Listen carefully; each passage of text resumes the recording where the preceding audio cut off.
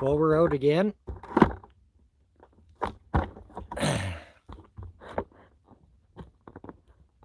At the Bushcraft Camp. Now, I don't do lives very often. Matter of fact, I think this is the very first one I've done, but I wanted to show everybody how the camp is holding up so far and have a very kind of important discussion with this. As I come out here with full intentions to do the whole big bushcraft thing at the Bushcraft Camp. Got all my stuff out here. Most of it, has been here since last year. This is a permanent camp on private land. However, when I got out here, one of the important things that we need to do as woodsmen, and the reason why I wanted to do this live, is I firmly believe in it, is that we take the time, check out our conditions. This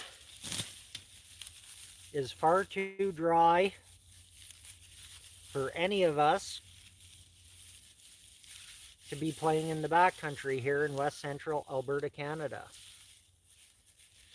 You light a fire, a single spark gets away, and it's all gone. You will never again in your lifetime be able to enjoy that particular location.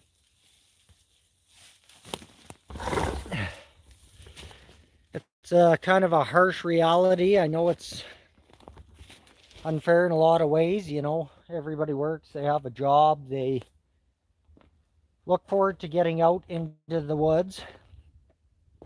But when we're out here, first and foremost, we need to learn to respect the environment around us. And quite literally, if we catch it on fire, we're not going to have an environment, right? But that is the way it goes. So please, when you guys go out, take the time to assess your environment and ensure that you're not going to be detrimental to it. It's not going to do anybody any good. Good afternoon. I didn't even quite catch your channel name there. Puskwaska Outdoors. Thank you for joining me. I really do appreciate it. I'm sorry, I'm very new to this. I am doing it on my phone, so it's making it very challenging to read what everybody is writing and whatever and respond. But I did want to take the opportunity to do a live for the reason that I said I like to be very honest with people and hope that we all follow the same sort of rules as outdoorsmen. I love getting out there just like the rest of you, and that's how we make this content for each other to enjoy. But part of that is making sure that we take the time to assess our situation, respect the land, and act accordingly with it.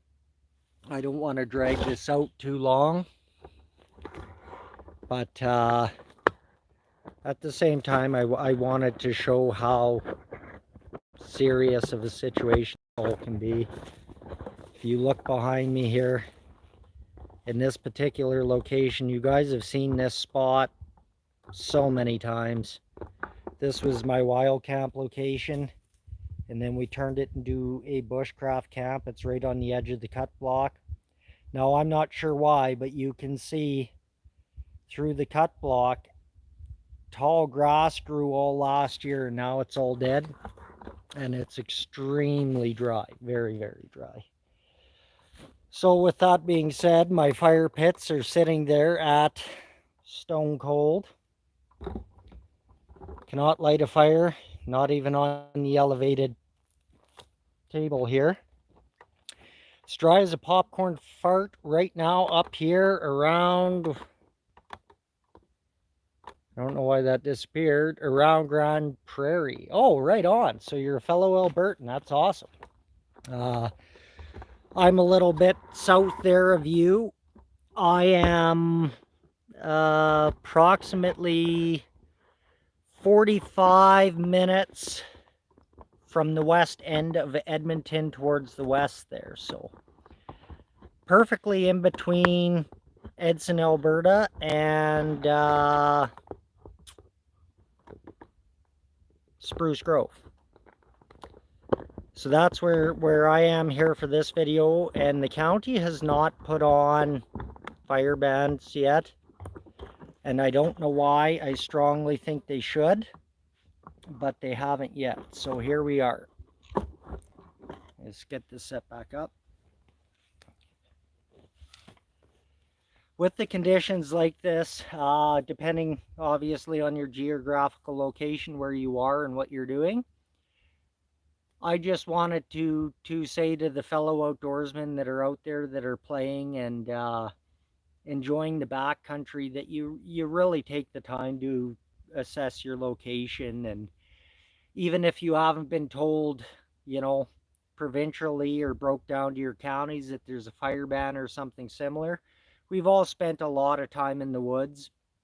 You know what's required to light yourself a decent fire. So with that being said, if the land is giving you absolutely everything ideal to light a fire, you know you're in a bit of a problem. So take the opportunity to look around before you light it and you get it going. It honestly only takes one spark.